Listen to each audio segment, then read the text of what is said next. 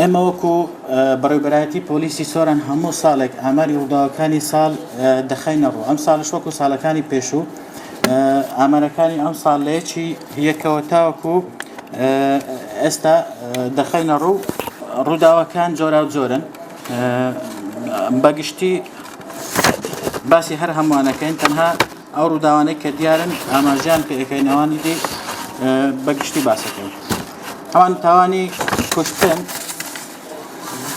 ئەم ساڵ لە یەکی یەکەوە تاوەکو ئێستا 6 حاڵەتی کوشتنمان هەبووە لە ناوچە جیاجیاکانی سنووری بەڕێوەبەرایەتی پۆلیسی سۆران.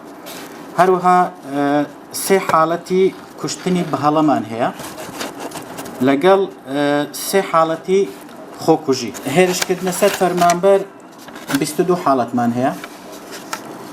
دەستوەردان لە کاری دادگا 99 حاڵەتمان هەیە. زانیاری بەدرۆ 12 حاڵەتمان هەیە. ساختە و تەزویر 46 حاڵەتمان هەیە. دزیکردن 169 حاڵەتمان هەیە. خراپ بەکارهێنانی ئامێری پەیوەندی 21 حاڵەتمان هەیە. هەڕەشە 110 حاڵەتمان هەیە. فێڵ 72 حاڵەتمان هەیە. دزینی ئۆتۆمبیل 4 حاڵەتمان هەیە. یاسای چەک نەبوونی مۆڵەتی چەک 16 حاڵەتمان هەیە.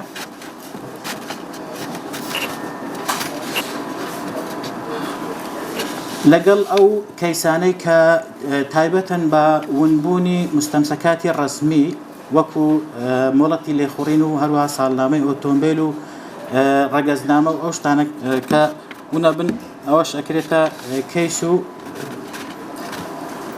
لەو جۆرە ونبوونانە 1852 کەیسمان هەیە.